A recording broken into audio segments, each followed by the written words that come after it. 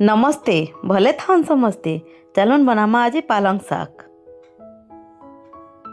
पहला तो पालंग साग लगी साग नहीं जाए धुई धुआ करी ताके चुन चुन करी काटी दमा। आर इटा फाले बायगन आ टमाटो के पानी थी दे करी टिके सिझे देछे। तापरे तेल नहीं जाए मुई 2 चम्मच।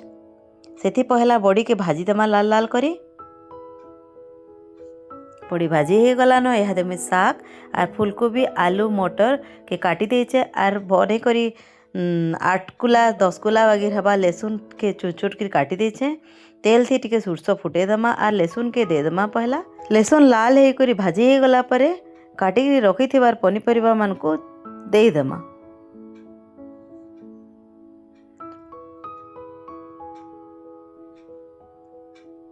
इहादे एथि टिके स्वाद अनुसार लून दे दमा आर भल के ताके टिके भाजी दमा। कोबी आलू मटर जनता टिके सिझी जीवा टिके ढापी दमा ताके। देखो निहाते सब सिझी गलान पनीपरिबा। इहाते जन मु सिझे करी रखी थिली बैगन आ टमाटो के पके दमा।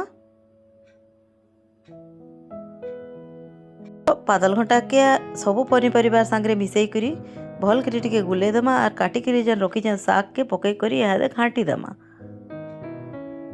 इथि गोटे नुआ जिनिसटे मुई पकईचे मैगी मसला टिके जागर पकईचे। थरे पकई करी देखबे बहुत बढ़िया लागुचे।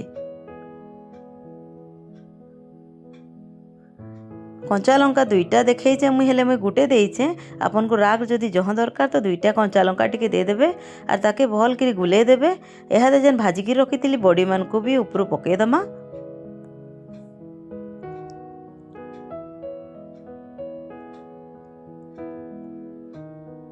तापरे आमे गुले गुला दे करी 5 मिनिट पर आम रेडी हो गला पालंग साग। हेल्दी आउ बहुत टेस्टी साग। थरे बने करी देखुन खाउन मते कमेंट निश्चय बताबे। चलुन फिर नेक्स्ट वीडियो रे भेट पड़मा। जय मां समलेई।